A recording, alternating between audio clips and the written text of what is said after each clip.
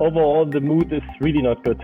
So we don't know where the future is heading because China doesn't reveal its exit strategy. The Chinese government seems to rely on testing, but we don't see basically what's the alternative to this model. Li Keqiang knows exactly what is going on in the economy and what the pain points are. His message basically was stressing the importance of trade. Hi and welcome everybody. I'm glad to be joined today by Jens Hildebrand, who is the Executive Director of the German Chamber of Commerce. And I want to talk with him about a couple of topics around the macro environment of being in China right now. And so Jens, it's great to have you.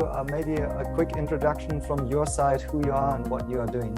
Thanks, Marcel. Thanks for having me. As you said, I'm heading the German Chamber here in Beijing, and I've been in China on and off for over 10 years, currently in this position for the last 4 years. And we basically take care of the German companies here in China, and there are over 5,000 of them. Half of them are members with us, with the German Chamber. And basically we do three things. It's lobbying for the interest of German companies, then membership, and the last one is providing consultation for market access and market entry and market development. All right, and so we want to know, like, how bad is the situation? Because of course we only have the media reports about everything that's happening in China. Funnily, the last time we met was actually before the COVID pandemic in Beijing at the Oktoberfest, where the German companies are celebrating. Now these times are gone, and of course we want to know, like, what has changed. And before we start about talking about the companies, maybe with your personal situation, where are you right now, and how is the situation in Beijing? Yeah, I mean, I'm in home office for the last 3 weeks. You've all seen the media. There was a severe, or still is a severe lockdown in Shanghai, and in Beijing they're especially careful since it's the capital.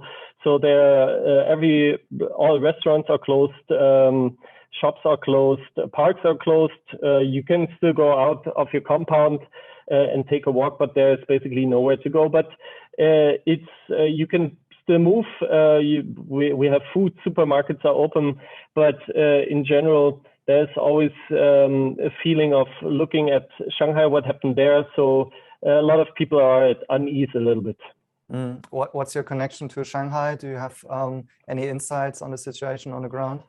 Yeah, sure. We have a big office in Shanghai, and they have been now in lockdown for over 60 days now. We talk to our colleagues, my colleague who's heading the Shanghai office there every day, and it's the companies and are pretty desperate, you have to say. So overall, the mood is really not good. Mm-hmm. The surveys are saying that lots of the companies are thinking of maybe diversifying their supply chains also in the future. Is this also kind of the feedback and resonance that you are getting from the companies that you are representing? Right. I mean, exactly. We've done also a couple of flash surveys, and I mean, you have to remember we come from a situation where when the rest of the world was in COVID lockdowns and the big mess was going on in Europe and in Germany, China was an anchor of stability, and companies were able to develop, prosper, and made a good business here over the last 2 years. Now the situation has changed, and the main thing is that we're facing, and the companies are facing, unpredictability. So we don't know where the future is heading because China doesn't reveal its exit strategy. The Chinese government seems to rely on testing, but we don't see basically what's the alternative to this model. And this leaves, of course, companies in a high degree of uncertainty, and those investment decisions are on hold. This is what our surveys say. Indeed, because of disrupted supply chains, companies are considering also their sourcing strategy.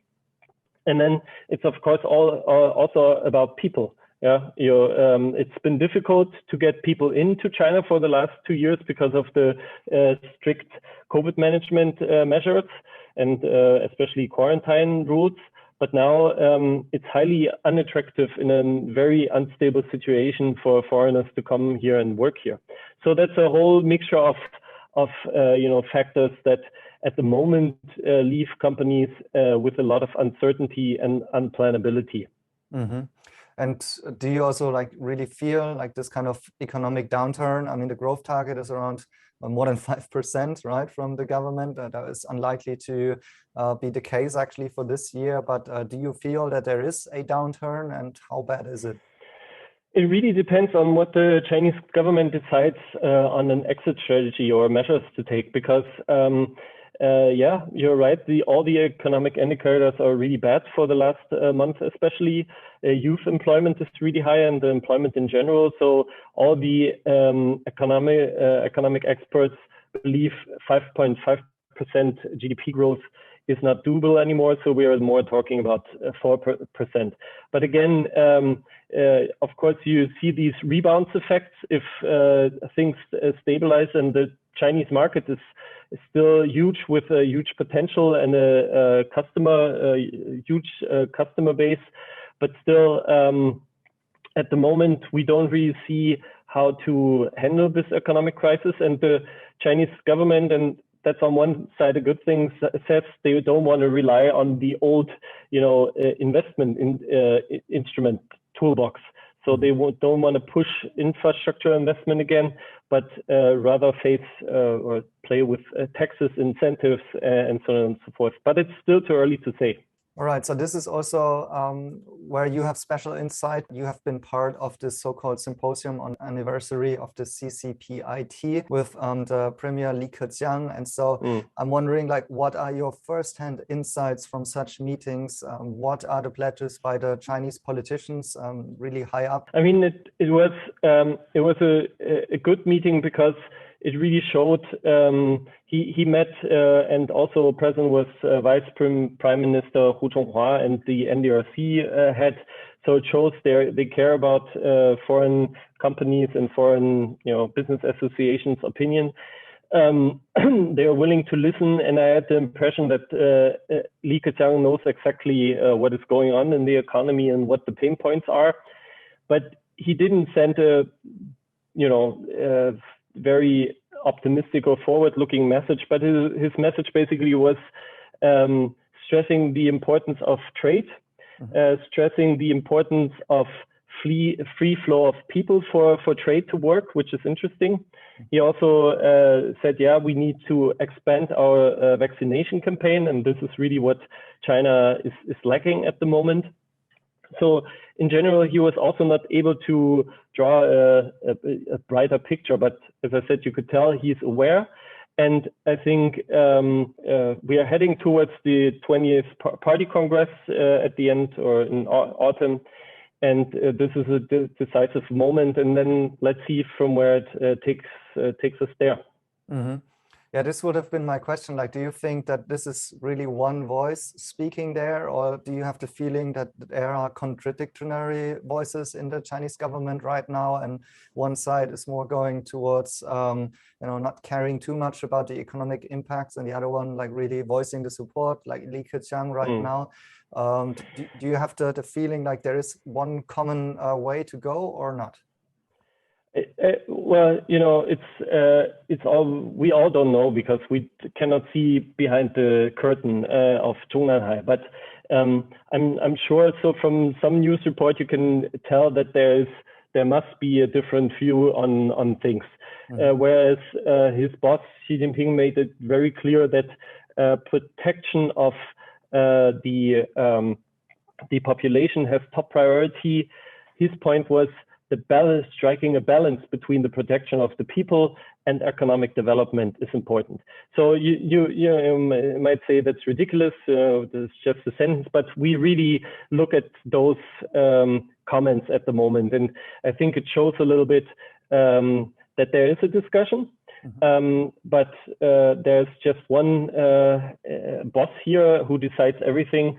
So, and I think it's on Xi Jinping at the end to decide a strategy change. European business in general was pretty, let's say, direct in a message. Also, I read the comments by Jörg Wuttke, and I think so there is a clear criticism of the situation from the business community, I would say, because it seems like the situation is kind of severe right now, right? Of course. I mean, look at it. You have you're not able to travel. You cannot push forward investments for developing your entities, for transferring knowledge back and forth. This all doesn't work, and also it doesn't work. I mean, for companies that is a problem, but it's also a problem for the Chinese government, to be honest. I mean, executives from all over the world are flying around into other countries and look for opportunities there. They talk with other governments about investment, but they cannot do this with the Chinese government.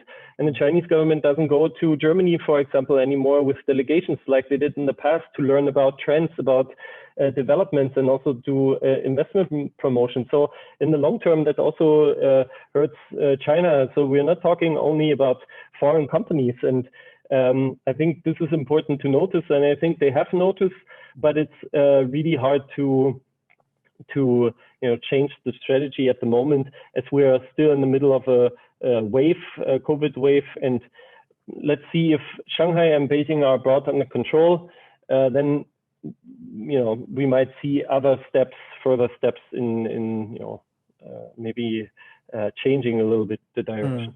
Yeah, regarding the exit strategy, you mentioned vaccination, which seems to be lacking, and one of the problems, especially in the elder population. Last week, I read there was some news about some domestic developed vaccine. I'm not sure if it was even the mRNA technology. Do you have any insights from on the ground, like in terms of what they are thinking about? Are they thinking about scaling up a program? Do they have their own vaccine now? And anything on this?